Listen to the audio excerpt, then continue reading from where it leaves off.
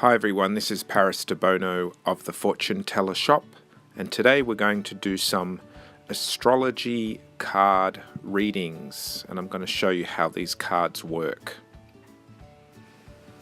Astrology and astrology charts are quite complicated, and over the years I've developed a system where I can do an astrology card reading for clients without having to do a birth chart and get all their birth data. Now these cards that you're seeing now are the Zodiac and the personality of each Zodiac. I've just done a general outline of each Zodiac personality, positive and negative aspects and traits.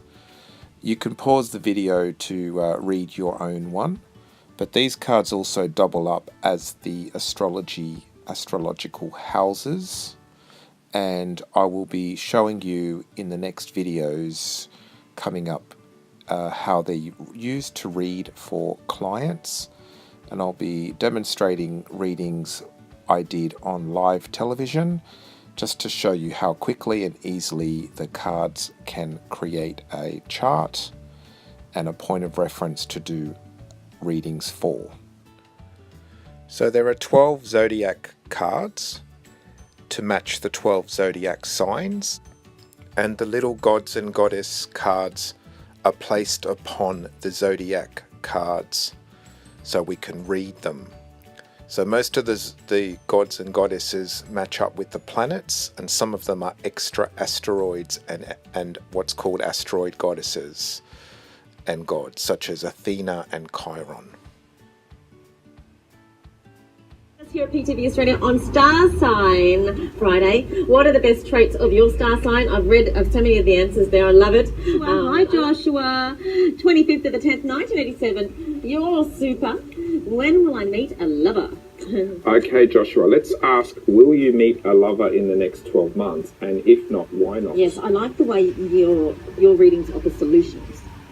So when you say, when will I, if you're sitting on the couch and not doing anything about it, then it will be a long, long time. Long time. But if I say, will I, and if not, why not, it might say you're not meeting someone because you're sitting on the couch. You're sitting on the couch. See how smart that is? Yeah. That took me many years to work that out, by the way, in my career. No. Took me many years to work that one out. All right, so let's look at, for Joshua, let's look at his love life. So let's see what you're up to. Pluto. Pluto usually means, Pluto is the god of wealth, and because it's self, it usually means focusing on your own resources and things that you want to do for yourself. But in love, Pluto used to hide. He would hide in the underworld, and the goddesses couldn't see him. So, it does tell you need to get out there more. Sometimes it means hiding away in the cave, okay? Let's see what's in the fifth. The fifth house, you have the North Node, which means a new beginning is needed. The North Node means needing to open a new door, brand new door, okay? Seventh house is also going to be important. Cupid, that's good. Cupid is the first card of love that you've got here out of these cards. Cupid represents socializing, meeting people. So in the next 12 months, you need to come out of the cave, you need to socialize and meet people, and you need to try something totally new. The North Node means you have to do something you've not done before, okay? So let's see if Venus also wants to come out. Where is she? She's still hiding. So Venus is still hiding, so it's sort of saying for you, you do need to come out of that sort of that cave and connect with people, socialize more, okay? I'm going to pull out one more for the seventh house to see what else you've got going on with your love life. I'm just going to pull out one randomly, see what we get. Venus, yay, there you go. Okay, so if you can do that, if you can do those steps, try new things, socialize more, come out of your cave, there is love there. Okay, so I think with you, yes, you can be in a relationship in the next 12 months, but you've got to do those steps in order to make that happen. Otherwise, you will be on your couch and in your cave. Okay. All right, get out there. Totally get out there. Try something new. You can hear Pin Sign Friday. And this is from Nikki. Hi, Nikki. 7th of the 2nd, 1944. I'm Madam Paris. Could I have a work reading for my daughter, Marie? 27th of the 6th, 1966. What will happen in 2018 with work for her? And we can do that as long as it's on someone's behalf and they're over 18. It's a nice idea for them. Yeah. Okay, Marie. Yeah. So this is for the daughter Marie. So we're going to start. The Marie's going to be the first house, and the areas that I'm looking at for work is the 6th house and also the 10th. Okay, so in astrology, the 6th house is work and 10th house is career, and the first card is herself. So let's see what she's doing and what's happening in those two areas in particular. Okay, ready, set, go.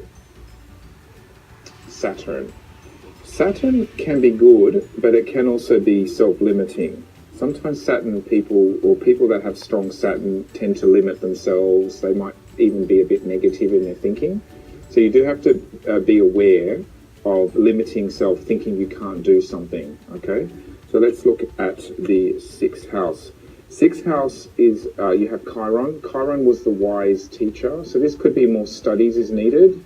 It could also represent healing. It could also represent being some sort of educational person, maybe something good.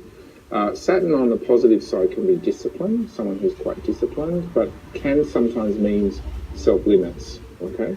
So let's see what's in the 10th house. 10th house is Pan. Pan represents worry and anxiety. So you may find that she's worried about, maybe not finding the right job or getting out there in the job market, things like that. Pan often means panic, thinking too much, worry. Now, the positive side of Pan was he was a mountain goat. Mountain goats can climb mountains and they're very adaptable. So I think the daughter Marie is adaptable and able to climb mountains and also gain skill, but she may stress herself. When I pair that back with Saturn, it can be negative thinking. And then it shows here Chiron.